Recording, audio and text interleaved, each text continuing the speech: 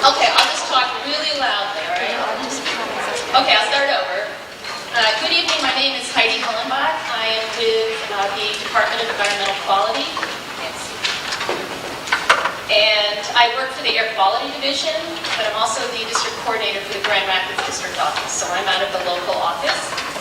And I want to thank all of you for coming tonight to this evening's public information meeting on oil and gas leasing and development. We thank you for taking the time out of your busy schedules to be here with us tonight and to learn with us. These meetings are meant to help residents better understand the process for oil and gas development in Michigan. The DNR and the DEQ are holding 3 of these meetings this week throughout the state.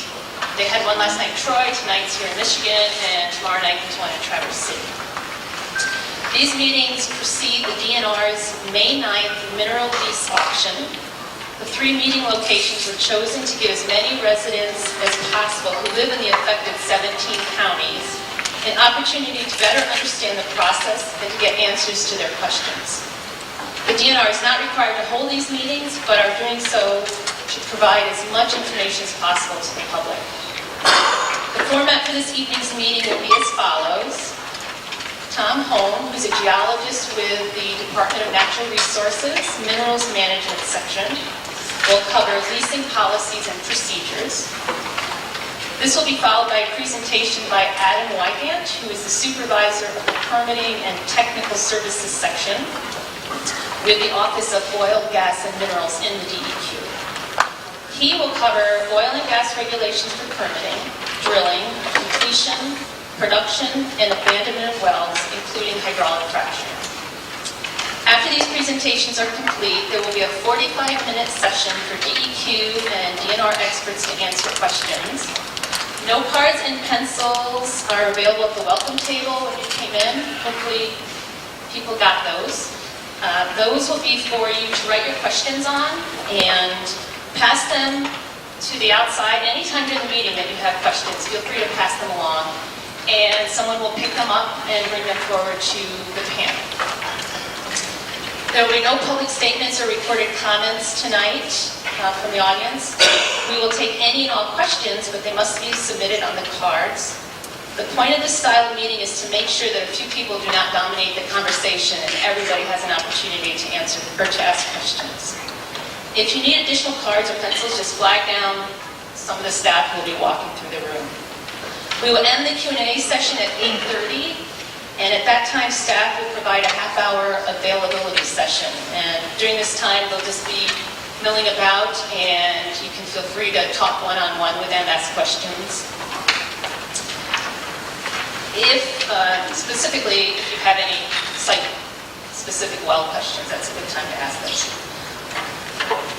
Now, if you have a question, we suggest maybe if it's leasing, related to leasing, you can write that on the card so they know who to give the card to, or if it's more about drilling or well development, you can write that on the card. You can either just say DNR if it's a leasing question, DEQ if it's a well question.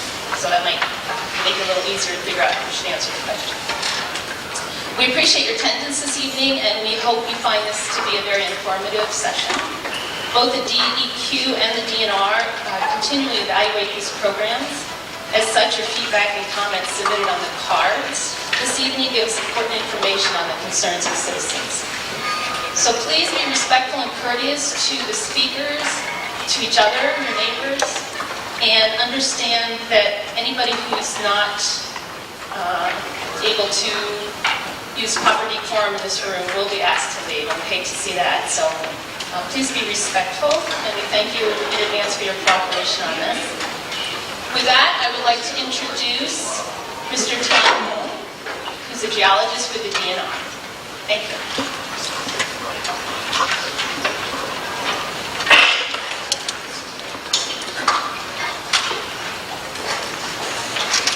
Well, I'll try and speak loud enough so everybody can hear. I am a geologist with the Minerals Management Section, and our section leases all the state lands for various programs. What we're talking about tonight is our oil and gas lease auction. But all our other programs are pretty much handled the same way: metallic, non-metallic, and underground gas storage. there's 125 years of history of drilling, probably longer than that, but some of the first wells were drilled back in the 1800s. Locations and areas that they're looking for active drilling change over time based on economics. The prices of oil and gas go up and down, so right now it's a good time to go for oil, not so much for gas, but if you get the combo of oil and condensate, then that makes it a very lucrative one also. And technology changes through time. It wasn't long ago that we didn't have directional drilling, horizontal drilling, various things like that. Could you talk a little on some things that I can hear very well? Okay.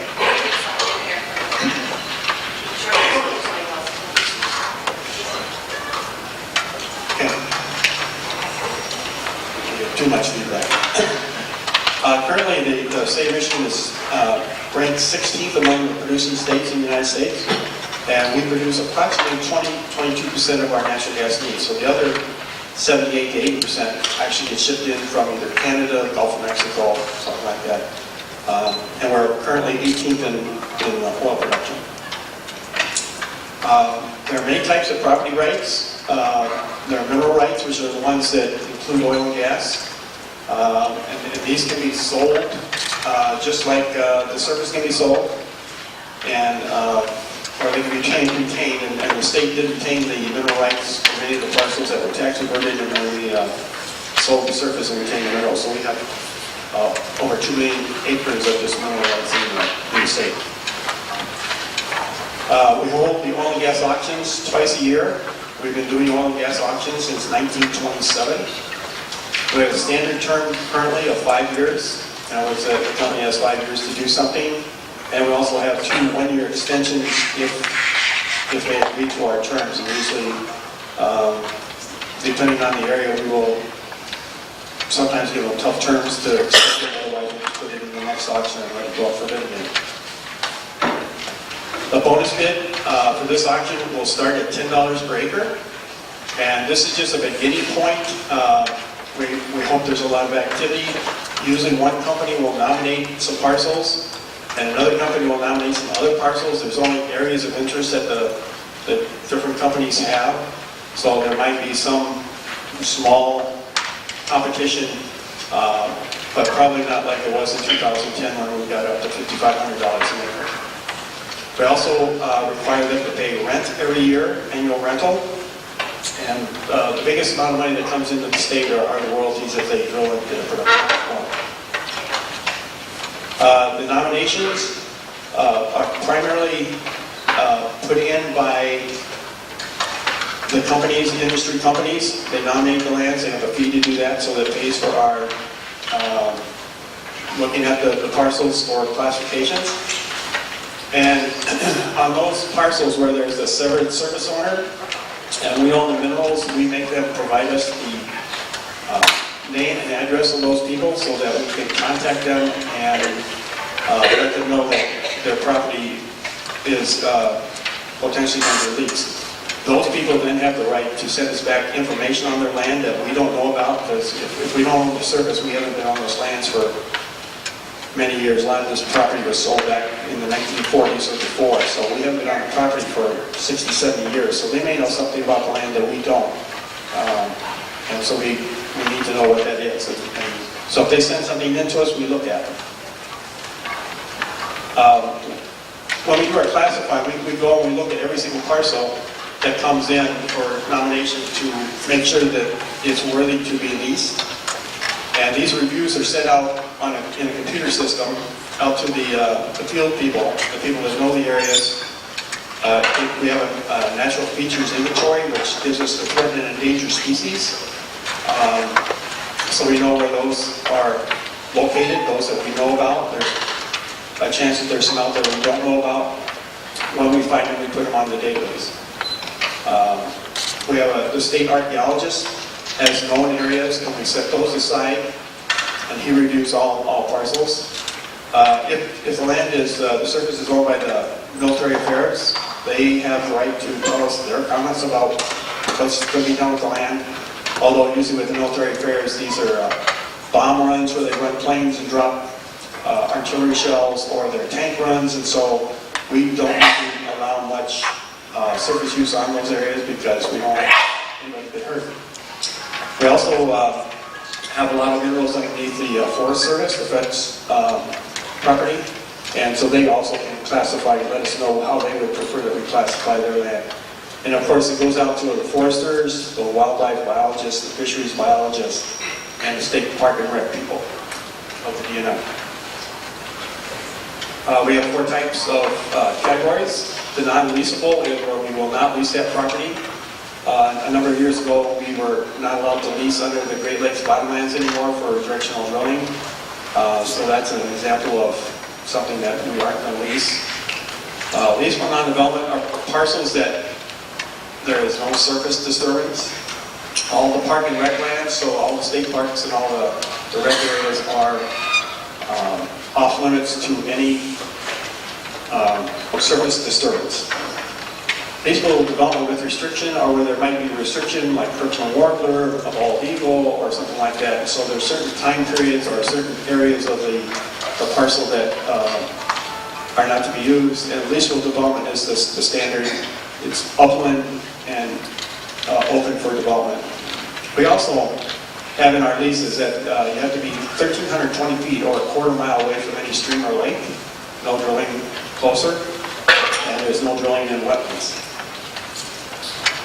We tend to public notice a lot. Not only do we notice the service owners, the service owners, but we also put information out in the local county newspaper. So if it was put up, so land put up in Oakland County, we would publish it in the Oakland Press or the Free Press or something like that. We also notify county commissioners, township supervisors. We publish in trade journals. We send it out to our field offices so that they are aware that there's land in areas to be leased. And we also put it on the Department of County on the DNR website. The director will then review all the summary of the parcel classifications, the auction date, the minimum bid, and the format of the auction, and typically they're all oral bid, a sealed bid on oil and gas for a while. And then he gives the approval to do that.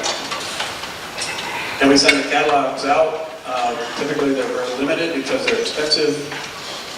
So we also have that on the website, so you can go on the website and pull up the calendar and print your own. You know, if you have a calendar of interest, you just go to that page and print that page. We conduct the auction, and then the approval of the auction, bonus bid, and the issuance of leases is then again approved by the director. These are just some examples from the various years. You can see 2010 was a kind of a banner year for us. That's where we filled up most of the Michigan Natural Resources Trust Fund, because we had 172 million in one auction. This is usually there'll be 2 of them in each of those. So you can see for most of the auctions we don't get nearly as much money. There are a lot of minimum bids that we get. There's a lot of no bids. 65% of the parcels are leased. The other 35 are no bid. In 6 months, people can change their mind, or their economics can go good, bad, and so those parcels are never leased. For fiscal year 2012, we brought in almost $36 million.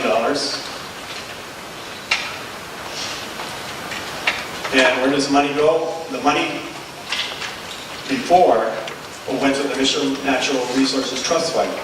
And that's something that started back in the 1970s, and so far, through 2012, all 83 counties have received money because the townships, the county, cities can request grants from the trust fund to help fund projects. There's almost $1 billion has been given away in that fund. Muskegon County, if you're from this county, has had over $9 million of trust fund money put back into various parks or boating access or whatever your counties, townships, or cities have wanted.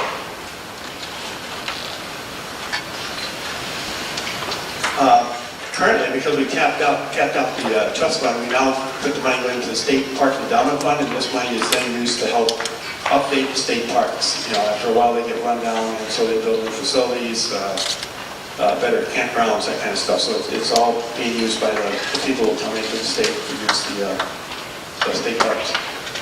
So far, 31 million has gone into the park endowment fund for 2012. And the rest of the money in 2012 went in to the game and fish fund. That's a special fund, so wildlife gets to use that, and fisheries gets to use that for purchasing land or improvement in some of their hatcheries and that kind of stuff. That was $4.5 million. Active mineral leases, we have our biggest program is oil and gas. There's about 1.5 million acres under lease and just under 15,000 leases. Gas storage is another big program in the state. We store more gas. We have a larger capacity than any other state in the United States. And that's because we only bring in and produce 20% of what we need. So we have to have that gas so people can have gas for their furnaces, industry so they can run. So it's a smaller program. And we also do the non-metallic, which is sand, gravel, limestone, that kind of stuff, and metallic up in the western UT. And so you turn me in questions, and then I'll look at them and separate DNR and DEQ as much as possible. And we'll turn this over to Adam to continue.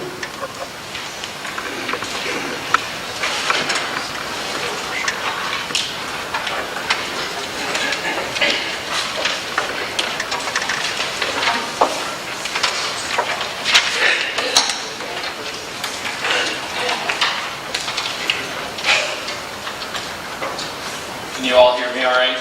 Yes.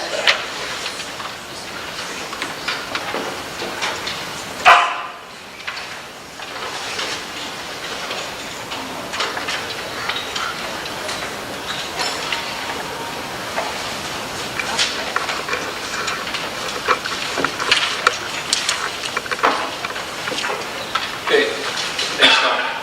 It's good to be in Muskegon tonight, answering your questions and hopefully giving you a little information on the state's oil and gas program. I have quite an affinity with Western Michigan. I've spent 2/3 of my life growing up in Muskegon and Grand Haven. I did meet my wife at Grand Valley. She's from Jackson, so I'll leave you guys to guess where I live right now. I've left West Michigan.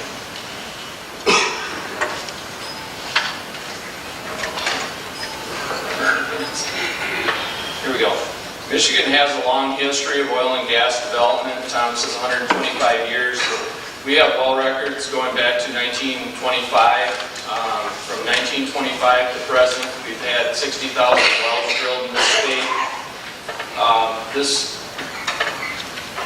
This map shows where some of the major plays have been over time. This right here is called the Albion Scipio trend. Real active from 1950 to 1970s. This is the Northern Niagara Reef trend, and these red gas dots that you see here are approximately 12,000 Antrim wells that occur in northern Michigan on about a 40-acre spacing. And then we've got various other oil and gas plays throughout the state. Currently, out of these 60,000 wells, we have about 4,500 active oil wells shown in green, 1,100 gas wells, or 11,000 gas wells, about 1,300 wells that are either water injection for secondary recovery or disposal wells. About 700 of those are disposal wells. We also have 3,000 gas storage wells. Tom kind of explained gas storage. If you break that down, I wanted to show that map in a little bit better detail. This map demonstrates sort of the oil and gas wells that we see in western Michigan, Ottawa, Kent, Nuevo, Oceana, Muskegon area. To give you an idea, again, red is gas wells, green is oil, and sort of the black ones you see are dry holes. In the oil and gas industry in the past, there's a lot of wildcatting, and their average of hitting a good well was probably more like 1 to 2 out of 10. And that's increased quite a lot, say 1 out of 6, and then sometimes even better with the advent of some improved seismic techniques. They've gotten a lot better at upping their rates of good wells. Today, principally here to talk to you all about what the DEQ does in regulating the oil and gas industry. We're involved with the oil and gas industry from cradle to grave on these wells. Sort of starts out with well spacing and location with our permit review folks. We look at drilling and the construction of the well pad. And very importantly, we look at the cementing and casing program on these wells. We're involved heavily with the well completion, which also includes hydraulic fracturing. I know many of you came tonight to hear about hydraulic fracturing. That's a well completion technique, and we lump that into that category. We're involved with production operations, waste management, and emissions. And finally, the gray side of it would be plugging and restoration of these sites. Office of Oil, Gas, and Minerals has district offices around the state and a central office in Lansing. We have 25-degree geologists or more out there at any given time in our district offices, and about 13 geologists in Lansing that are principally involved in managing records, reviewing permits, and also providing geologic assistance to our field geologists. When we have an active drilling site, our field geologists are out there more than they would be on a lease site. Once a well is on production, they may be visiting that only once or twice a year to make sure the status of the well is okay. When you do have an active drilling project, we get out 2 or 3 times a week to look the site over, to comb through the records, to make sure the cementing and casing plan is being followed, to make sure wait times on cements are being followed. If you drill a well and it looks like it's potentially going to be productive, the company will decide to complete that well, which means they'll put a little bit more money into equipping the well. That's where they'll hang production tubing, they'll perforate, and they may do stimulation with acid or hydraulic fracturing. And they're required to submit records. We review those records and keep them in Jackson, or in Lansing. One thing we're interested in is pollution prevention, secondary containment. This slide demonstrates secondary containment. Prior to the late 1980s, secondary containment really wasn't a heavy concept for tank batteries and different things. This concept of having an emergency backup or secondary line of defense if a tank or a pipe spills and you have to release, that you have enough volume and space to collect that so it's not immediately released to the environment. One thing that our area geologists do is they inspect these to make sure that they're being kept clean and maintained properly. It's an important best management practice for us. The history of hydraulic fracturing in Michigan, 1952 was our first hydraulic fracture in Michigan. Since that time, in the last 60 years, we've had 12,000 wells hydraulically fractured, and most of them are shallow in the antrim. They're much closer to the surface water and groundwater resources. We've had those completed without incident. I'll go into those a little bit more. Over the last 2 to 3 years, there's been more interest in deep horizontal drilling and shale resources. Those are not able to be produced without the completion technique of hydraulic fracturing. So we'll go into that more. In the United States, 80% of all oil and gas wells are hydraulically fractured. There's been about 2.2 million wells hydraulically fractured in the United States without any incident related to hydraulic fracturing. I don't start any talk on oil and gas or hydraulic fracturing without talking a little bit about energy policy. It's not my favorite topic, but these are not my numbers. They're the U.S. Department of Energy, and it's a look 25 years back and 25 years forward. The main thing I want you to pick up on is right here, 2010. Our current use is 25% for natural gas.